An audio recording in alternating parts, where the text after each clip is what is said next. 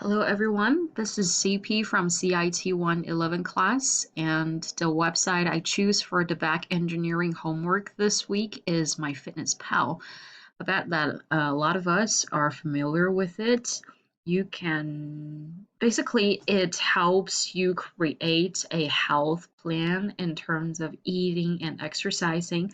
It has a database of for the food, of the nutrition of the food, the calories, the carbs, proteins, and fat, and those exercises, what exercises you can do, and how many calories will you burn.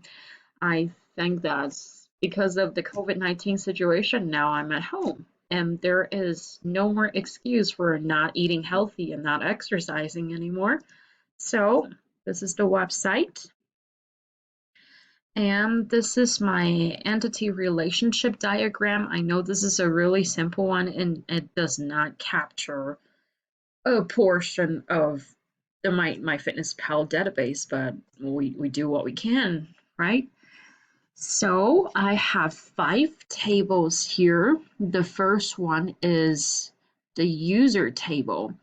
It has a natural primary key of our username. Since we cannot create a username that is identical to somebody else's name, I thought, well, this will be a natural way to uniquely identify a record. So I did it as a primary key. And when you register for the MyFitnessPal account, they ask you about your gender, your height, your weight, your birth date, and your goal in order to keep track of and help you reach your goal of what weight you want to be. And these are all not null value. You have to enter something and there is not a default value. And now let's go to the My Food Intake table. There is a surrogate primary key, the food ID, since we cannot use a food's name to uniquely identify it. For example, let's just take hamburger, for example. I ate a hamburger for lunch. Is it from In-N-Out? Is it from McDonald's? Is it from Burger King? Well, you see that we can't use just hamburger, the name, as a primary key. Therefore, I use the food ID. It has to be integer. It cannot be a null value. And I should click this auto increment, a surrogate key.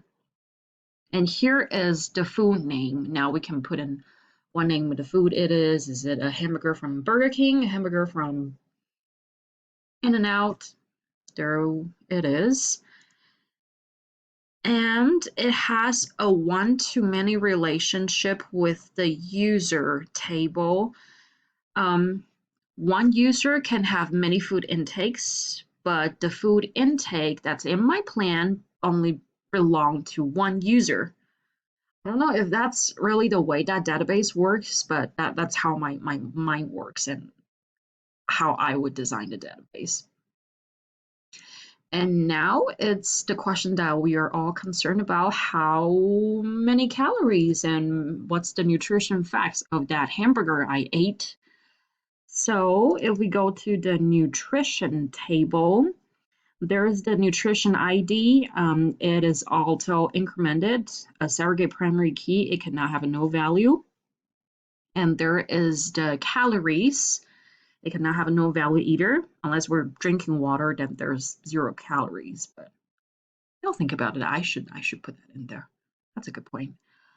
However, let's just say that if I'm eating just a beef patty and there's no breadcrumb in it, so there shouldn't be any carbs. In this case, um, I set it at a default of 0, so if nothing is entered, it's supposed to give a 0 value, 0 gram of carbs here. And so is the case with fat, protein, and sodium. I mean, there are vitamin A's, vitamin E's, and irons, but I'm just not putting those attributes here in this simple table. And for the relationship, it has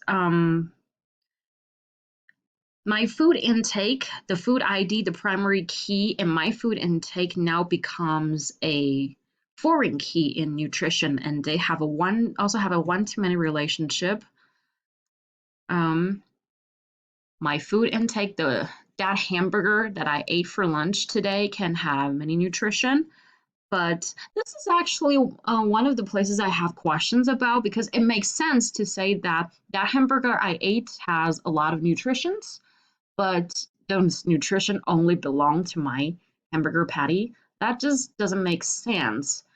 It it seems to be like a many to many relationship, but I can't figure out how to put another table in between and then make it a one to many relationship. So if anybody has an idea, please post your reply. I would really love to know how to figure this out. So let's turn to my workout. It has a surrogate primary key of my workouts, auto incremented, and the name of the workout. Again, we can't just use the workout name, the natural attribute, and use it as a primary key because if I say bicycling, if I'm bicycling on a plain ground, if I'm bicycling up or down, and that consumes different calories. Therefore, we need a ID instead of just a simple workout name to be at the primary key. And now there is time as a foreign key of username.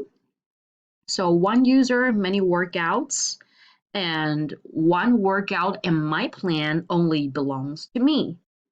There we go. And here is our last table workout list. Again, it has a surrogate primary key of workout ID. Now we can put the workout name as one of the attributes, the body part as attribute, and the calorie burns as an attribute. It has a one-to-many relationship with my workouts. So my workouts contains a list of exercises I do, but that list of exercise, but one exercise belongs to only my plan and my workout. That is the other thing I'm not sure if it should be a many-to-many relationship and require another table in between. So again, if you have any idea about that, please post your response. I think that's all in this entity relationship diagram, and it is far from perfect. So if you have any questions, any comments, please feel free to leave your response here, and thank you very much.